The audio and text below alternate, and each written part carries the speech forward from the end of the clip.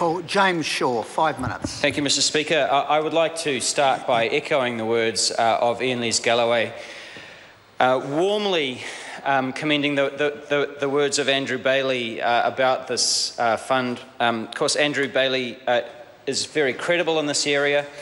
He is one of the few people in the National Caucus who knows a few things about finance, having come from a long background in it. So we should accept his word as it comes. I just wanted to start by pulling out something that Bill English said when he was introducing this earlier, referring to the fact that most parties in the House supported the introduction of the Cullen Fund back in 2001, implying somehow that National was actually one of the parties that had supported it, which of course they did not. Their preferred solution as to what to do with these vast government surpluses was to cut the top tax rate and not to save for the future and not to worry about the demographic bubble that is approaching as the baby boomers retire, which is entirely consistent with the National Government's policy of sticking its head in the sand when it comes to the demographic tsunami that is approaching us.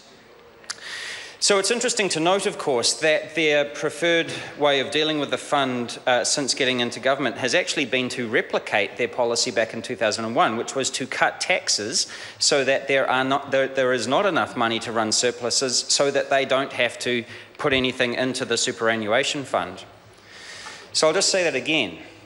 Back in 2001, when they were opposing the creation of the New Zealand Super Fund, the preferred approach of the National Party was to cut taxes and reduce government revenue rather than to put it into savings. What they have done since getting into power is to cut taxes to the point that government revenue is running below its ability to run surpluses, and so not put money into the superannuation fund. So although they wax lyrical, extolling the virtues of the fund, they are actually acting completely consistently with their earlier policy of not supporting the fund. So I just wanted to say that we have, as my colleague Dr Russell Norman said earlier, consistently supported the fund since its creation. And in fact, it was only Green Party votes that actually got the fund created and got it over the line in the first place. However, in relation to this bill, we do have a deep concern that the type of vehicles that are being authorised by this bill will enable the use of tax havens.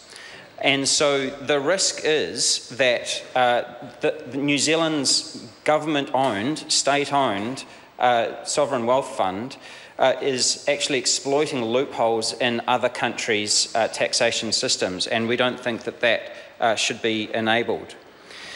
Of course, a lot of people will say, look, you know, countries choose to be tax havens, they choose to have the kind of laws that they do. You know, the United Kingdom, which is kind of verging on being a tax haven, simply is tied up in knots in terms of its own legislation. It's got something like 70,000 pages of tax law. We shouldn't actually be exploiting other countries in terms of their ability to gather revenue to pay for education or healthcare or anything like that. We would not want other countries to be doing that to us. And so we consider that to be a risk of these fund investment vehicles here.